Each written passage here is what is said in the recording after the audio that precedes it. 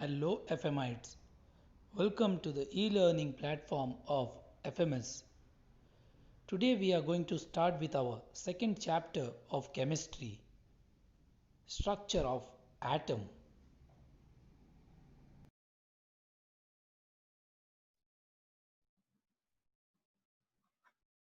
So let's begin our chapter with our previous knowledge. What do we know about matter?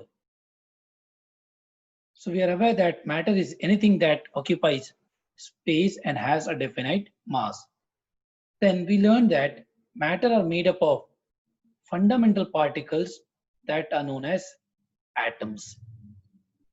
And based upon this, we have Dalton's atomic theory, which stated that atoms are indivisible. But later, it was found that atoms are made up of subatomic particles, that is, electrons, protons, and neutrons.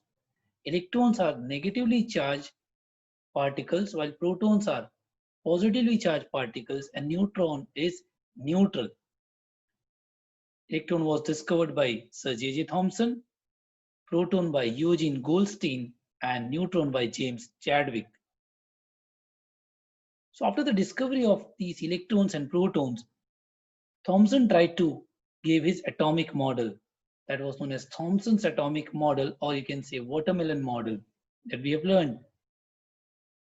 And to test the model, Rutherford came up with an experiment that was known as gold foil experiment, which led us to the failure of Thomson's atomic model and development of Rutherford's stationary, or you can say planetary atomic model. But this planetary atomic model was discarded because it was not able to explain the stability of atom, as well as Rutherford said that electrons are distributed around the nucleus, but he failed to explain the energies of these electrons. These were few of the drawbacks of Rutherford's atomic model. And then came up an important breakthrough in the form of Bohr's atomic model. But there were certain developments in the field of chemistry as well as physics which led us to Bohr's atomic model. So let us first learn about the development that led us to the Bohr's atomic model. The first was dual character of electromagnetic radiation, which means that radiation possesses both wave and particle-like properties. Initially, it was believed that electromagnetic radiations have only wave nature. Then it came up with particle nature, and after that, it was agreed that electromagnetic radiation possesses both particle as well as wave nature. And the second important development was that experimental results regarding atomic spectra, which can be explained by assuming quantized electronic energy levels. So all these terms we are going to study. Before moving ahead, let's learn about this wave nature of electromagnetic radiation, or it is also known as wave theory.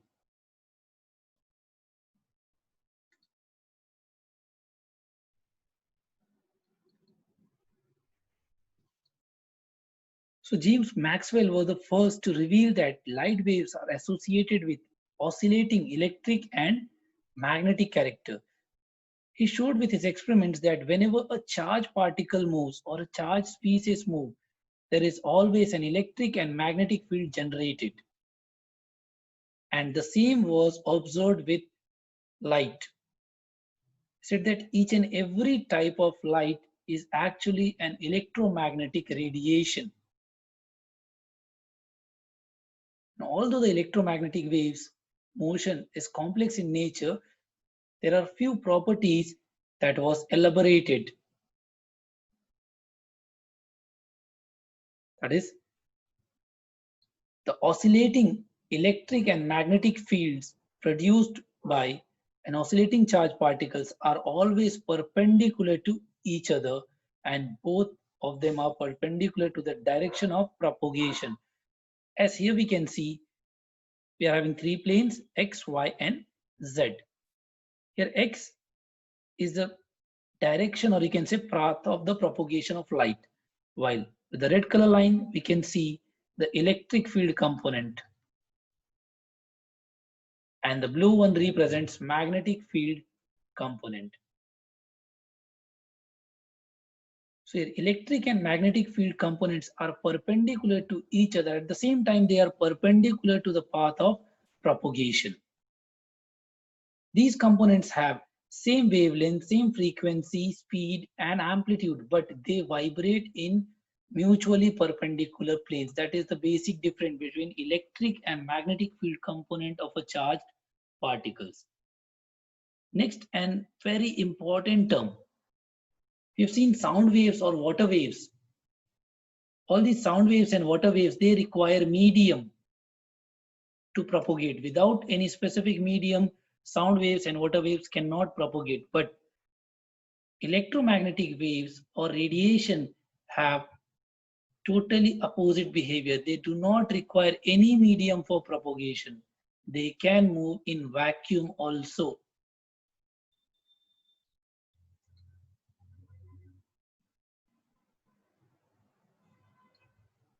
Next, it was well established that electromagnetic radiations differ from one another in their wavelength, and they constitute an spectrum known as electromagnetic spectrum. We'll learn about electromagnetic spectrum and different regions of electromagnetic spectrum. But before moving into that, we should learn certain properties of wave, or you can say electromagnetic radiation, which are propagating in terms of wave.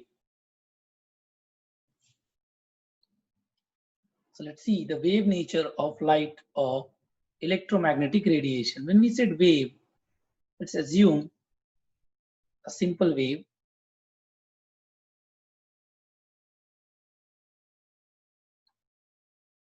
So first thing is wavelength. What is the meaning of wavelength? It is the distance between two corresponding points on a wave, or simply we can say it may be defined as the distance between two neighboring crests or troughs of a wave.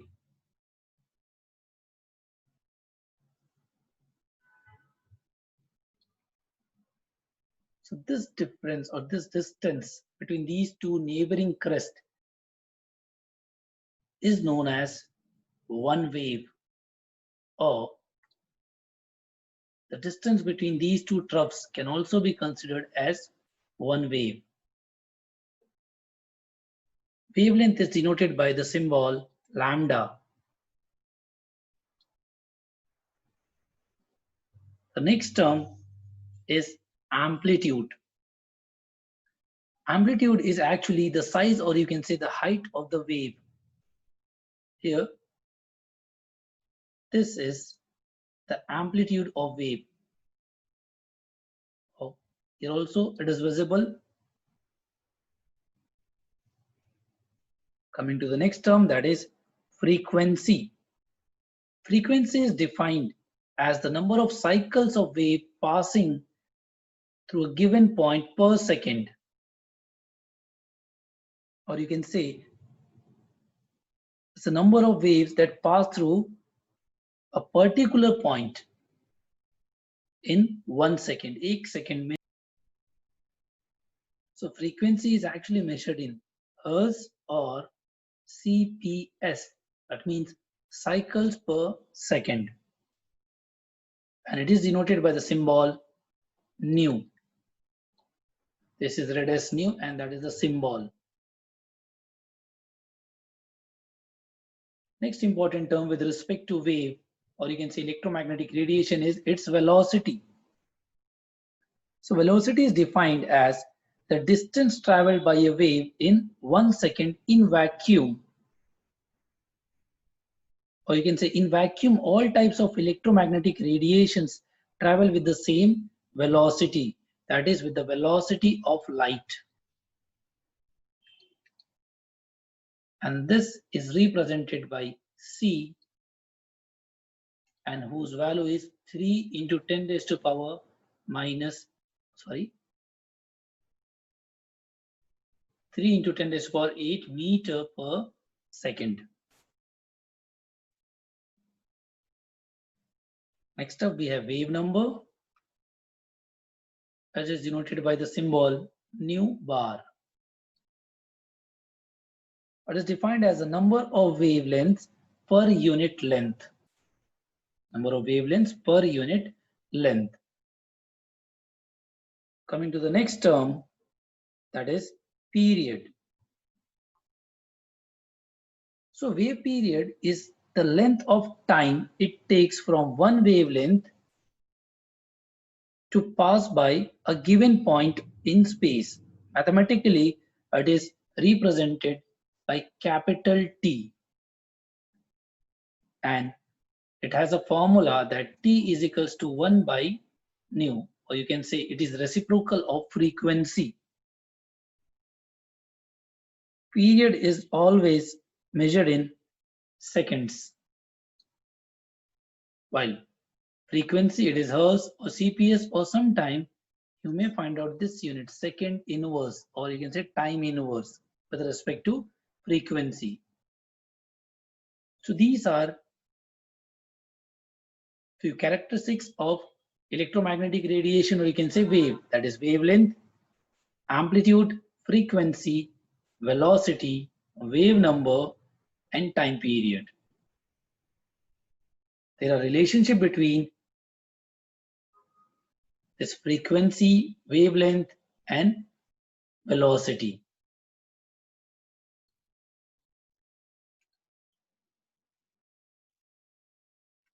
So the relationship between velocity, that is speed of light, and wavelength is this.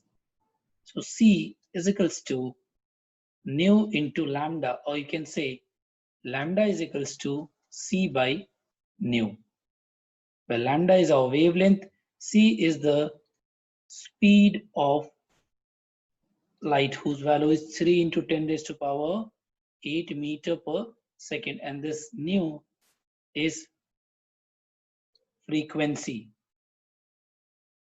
Then, as I told you, wave number is represented by nu bar. It is given by the formula nu bar is equals to 1 upon lambda. So these are the relationship that is useful for us to solve numericals.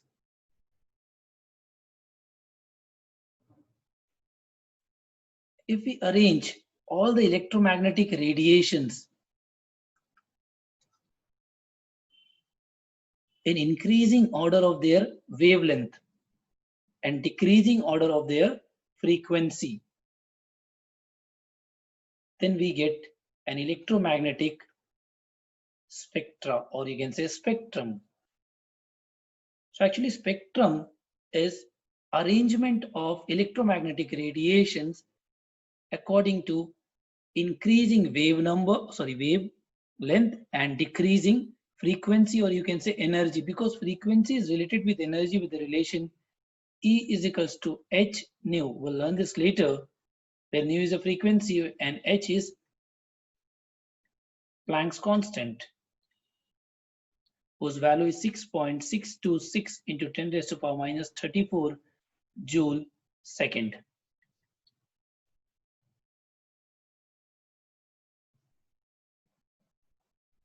So as here we can see, there are various types of radiation, that is gamma rays, X-rays, UV, that is ultraviolet radiation, IR, infrared radiation, microwave, FM and AM, that are collectively known as radio waves and long radio waves. So from this we have information that gamma rays are most energetic, and before gamma rays there could be cosmic rays, which are even having higher energy than gamma rays. then X-rays, ultraviolet, and this small portion from 400 nanometer to 750 nanometer is known as visible spectrum, or you can say white light. The region that we can see is known as visible spectrum, or in collectiveness it is known as white light. And we can identify that ultraviolet as it is harmful before violet. That is why the name is ultraviolet, and infrared after red. These infrared, microwave, and long radio waves, these are not harmful to us because their energy is very less.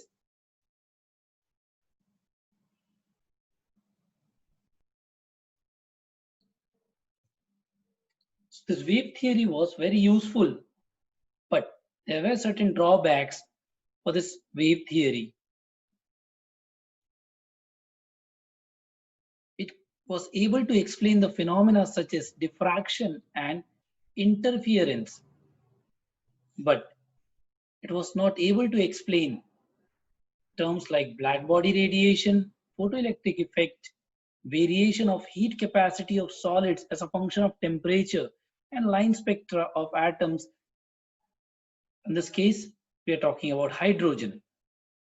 But before moving into that, let's learn the meaning of diffraction. Diffraction in simple terms means bending of light. So wave theory was able to explain the bending of light. Although this gets complicated in physics, but we'll learn just a simple term that diffraction over here means bending of light. Next was interference.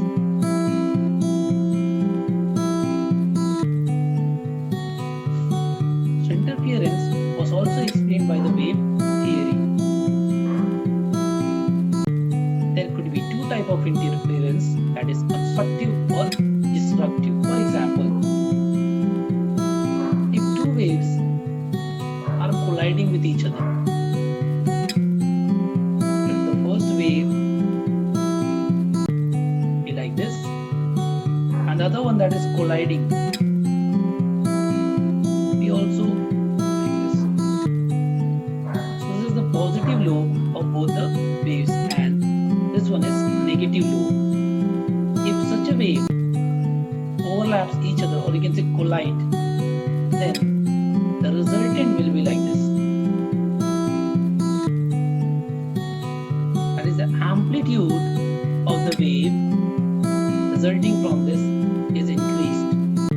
That is known as constructive interference or overlapping.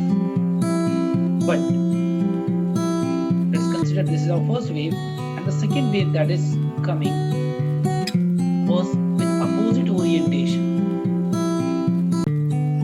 So here this is our positive lobe, this is our negative lobe, and this is our positive lobe. So what is happening over here? A positive lobe is overlapping with negative and a negative is overlapping with positive. This will result in a destructive overlapping. Both these phenomena were explained by wave theory. But it failed to explain black body radiation, photoelectric effect, and variation of heat capacity, at the same time line spectra of hydrogen.